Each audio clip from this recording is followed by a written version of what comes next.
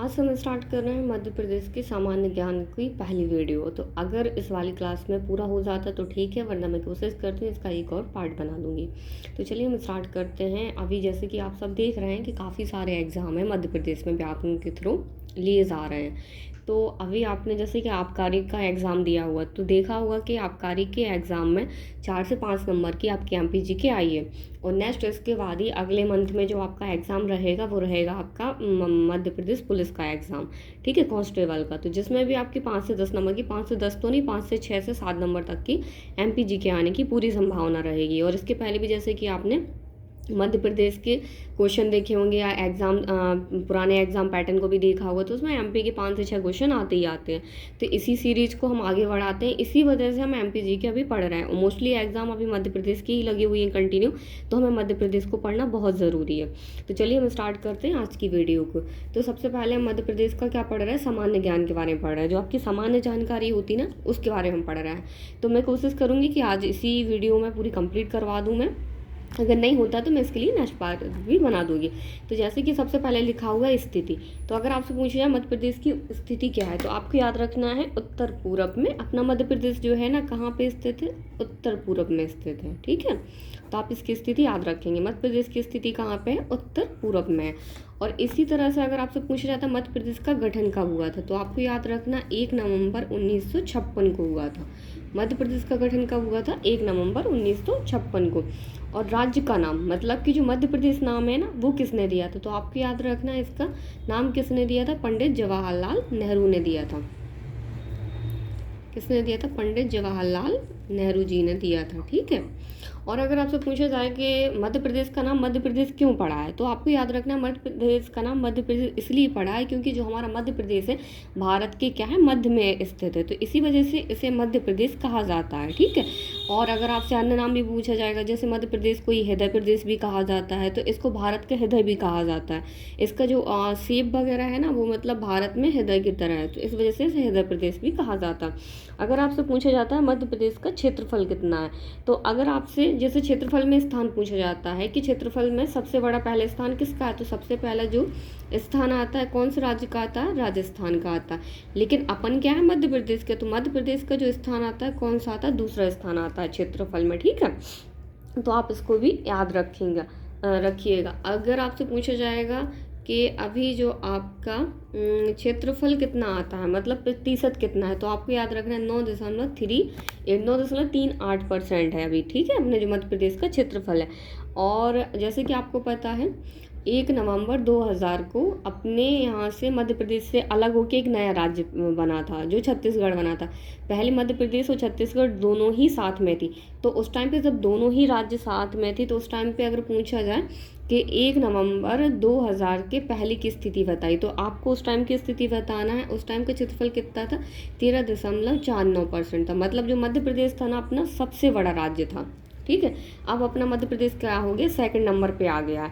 तो अभी अपने पास कितना आ जाता है, जो अगर अभी पूछा जाए मध्य प्रदेश की स्थिति में तो कितना आ रहा है, अगर पूछा जाता है तो 9.38% आ रहा है। जिसमें से अगर आपसे पूछा जाए कि छत्तीसगढ़ के पास कितना पहुंच गया है, तो आपको याद रखना है छत्तीसगढ़ के पास पहुंच गया है 4.11% छत्तीसगढ़ में चला गया है। और विभाजन के पहले, अभी आप थोड़ा इसका क्षेत्रफल लिख लीजिए, विभाजन के पहले कितना क्षेत्रफल था, तो 443,446 था, ठीक है। 443,446 वर्ग किलोमीटर जो अपना क्षेत्रफल था विभाजन के पहले था। मतलब जब मध्य प्रदेश और MP और छत्तीसगढ़ दोनों ही साथ में थे। अगर अभी आपसे पूछा जाए कि सिर्फ ओनली जब मध्य प्रदेश अलग हो गया है, जब छत्तीसगढ़ मध्य प्रदेश से अलग हो गया, तो कितना अभी अपने पास क्षेत्रफल बचा है, तो अब आपको अपना क्षेत्रफल याद रखना है 30, 82, 52, ठीक है। कहीं कहीं आपको मिलता है 30, 82, 45 में मिलता है। अगर आपके साथ इसमें क्या है, किरार घाटी है। किरार घाटी कहाँ, मध्य प्रदेश और छत्तीसगढ़ के बीच में एक विवाद है, ठीक है। तो जो किरार घाटी आती है उस वजह से इसका कितना क्षेत्रफल आता है, 30, 82, 52 आता है। लेकिन आपके में एक और आता है कि 30, 82, 45 है। जो 45 है जो टोटल मध्य प्रदेश का ही क्षेत्रफल है, ठीक है। अगर 52 इसमें शामिल है तो इसमें क्या है, किरार घाटी विवाद भी इसमें शामिल है। अगर आपसे पूछा जाता है कि किरार घाटी जो विवाद है वो किसके साथ मध्य प्रदेश का चला, तो आपको याद रखना है कि छत्तीसगढ़ से किरार घाटी विवाद अपना चल रहा है। ठीक है। अभी जैसे कि मैंने आपको गठन बता दिया, गठन कब हुआ था मध्य प्रदेश का? 1 नवंबर 1956 को हुआ था। ठीक है। अगर इसी सीरीज में जैसे अन्य नाम मध्य प्रदेश के सबसे ज़रूरी, मतलब इससे तो कंफर्म ही कि आपके 1-2 क्वेश्चन बनेंगे ही अन्य नाम से। तो जैसे कि मध्य प्रदेश ही हो गया पहले तो इसका नाम, ठीक है। हृदय प्रदेश भी इसको कहा जाता है। हृदय प्रदेश इसलिए क्योंकि वो भारत के हृदय में ही इसका आकार आ जाता है, उस वजह से इसे हृदय प्रदेश भी कहा जाता है। हीरा प्रदेश भी कहा जाता है क्योंकि मध्य प्रदेश में हीरा सिर्फ मध्य प्रदेश के कहाँ से? पन्ना जिले से मिलता है, तो हीरा प्रदेश भी इसको ही कहा जाता है। और अगर आपसे पूछा जाता है टाइगर स्टेट, जैसे कि आपको पता होगा टाइगर स्टेट का जो दर्जा था मध्य प्रदेश के बाद, टाइगर स्टेट का कब से कब तक रहा था? अगर आपसे कभी भी पूछा जाता तो आपको याद रखना 1995 से लेकर 2010 तक कंटिन्यू मध्य प्रदेश के पास इसका दर्जा रहा था। लेकिन कुछ टाइम के लिए मध्य प्रदेश से इसका दर्जा छिन गया था। फिर 2024 में दोबारा से मध्य प्रदेश को टाइगर स्टेट का दर्जा मिला है। ठीक है, तो अभी आप इसको भी याद रख लीजिए कि टाइगर स्टेट का दर्जा दोबारा से मध्य प्रदेश को मिल गया। अगर आपसे पूछा जाएगा कि मतलब टाइगर स्टेट या बाघों की संख्या टोटल कितनी है टाइगरों की, तो आपको याद रखना अभी वर्तमान में कितनी है? 785 है। और उसमें भी अगर आपसे पूछा जाता है कि सर्वाधिक कौन सा मध्य प्रदेश का ऐसा राष्ट्रीय उद्यान है जहाँ पर बाघों की संख्या पाई जाती, तो आपको याद रखना है बाघों का सर्वाधिक जो घनत्व पाया जाता है कहाँ पे पाया जाता है? बांधवगढ़ में पाया जाता है।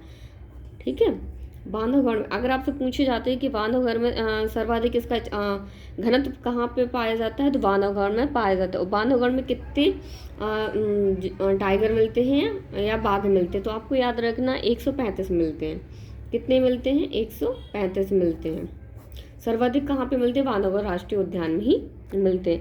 इसके बाद आता है घड़ियाल प्रदेश, तो सर्वाधिक मध्य प्रदेश में ही घड़ियाल मिलते हैं। अगर आपकी इनकी संख्या पूछी जाती है घड़ियालों की, जैसे 2025 के आधार पर अगर मानी जाती है, तो 2456 मध्य प्रदेश में घड़ियाल अभी पाए जाते हैं।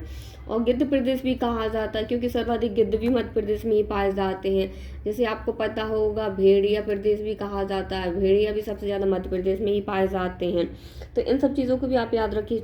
जैसे कि एक और है तेंदुआ राज्य भी कहा जाता है मध्य प्रदेश को। क्या कहा जाता है? तेंदुआ। जो सारे के सारे मैं जो आपको बता रही हूँ सारी मध्य प्रदेश की उपनाम है, तो तेंदुआ राज्य भी कहा जाता है। अब तेंदुआ राज्य किस वजह से कहा जाता है? क्योंकि मध्य प्रदेश में तेंदुओं की जो पूरे मध्य प्रदेश में अगर आपसे पूछा जाए कि टोटल कितने तेंदुए पाए जाए, तो 3960 तेंदुए अभी वर्तमान में मध्य प्रदेश में पाए जाते हैं। और अगर इसमें भी आपसे पूछा जाता है कि तेंदुओं का सर्वाधिक घनत्व कहाँ पे पाया जाता है, जिस तरह से बाघों का सर्वाधिक घनत्व कहाँ पे पाया जा रहा था? बांधवगढ़ राष्ट्रीय उद्यान में पाया जा रहा था। ठीक उसी प्रकार से तेंदुओं का जो सर्वाधिक है घनत्व कहाँ पे पाया जा रहा है? इनका जो सर्वाधिक घनत्व पाया जा रहा है पन्ना राष्ट्रीय उद्यान में पाया जा रहा है। कहाँ पे पाया जा रहा है? पन्ना राष्ट्रीय उद्यान में सर्वाधिक घनत्व पाया जाता है। अगर आपसे पूछा जाता है कि यहाँ पे आपको मतलब कितने तेंदुआ देखने को मिलेंगे, तो आपको याद रखना है 256 मिलेंगे। ठीक है, 256 तेंदुओं की संख्या आपको कहाँ मिलेगी?